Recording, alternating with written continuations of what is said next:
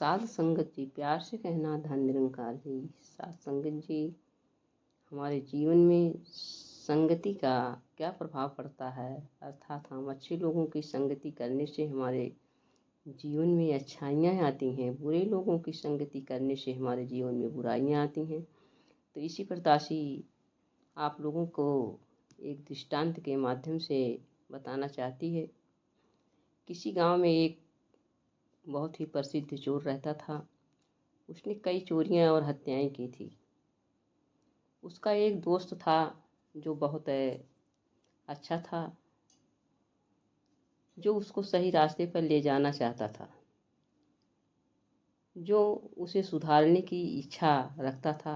एक दिन उसने अपनी इच्छा उसके सामने व्यक्त की। कहा, हे मित्र, मैं तुम्हें एक ही बार में बहुत सा धन कमाने का सरल उपाय बताता हूँ, फिर तुम्हें दूसरों को लूटने की जरूरत नहीं पड़ेगी। साध संगत जी, वह चोर लालची तो था ही।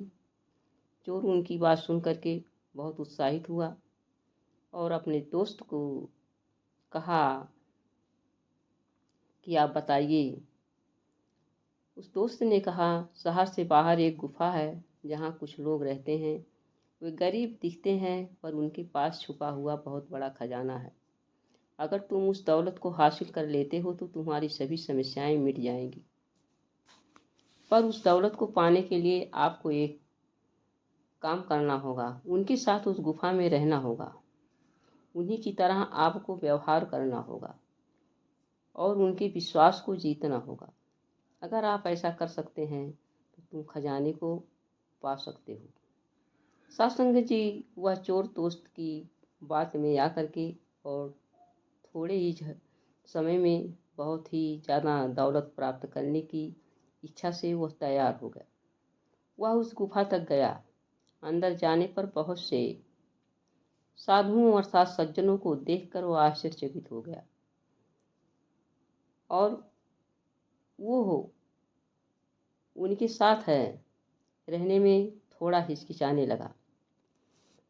साध संगत जी, वो साधु अपनी दुनिया में इतना मगन थे कि उन्होंने चोर के आने की उपस्थिति भी नहीं जान पाए। वह चोर उन साधुओं के साथ रहने लगा। वे साधु धर्मपरायण थे। सुबह उठते, स्नान करते, योग ध्यान करते तथा शांतिपूर्वक रहते थे।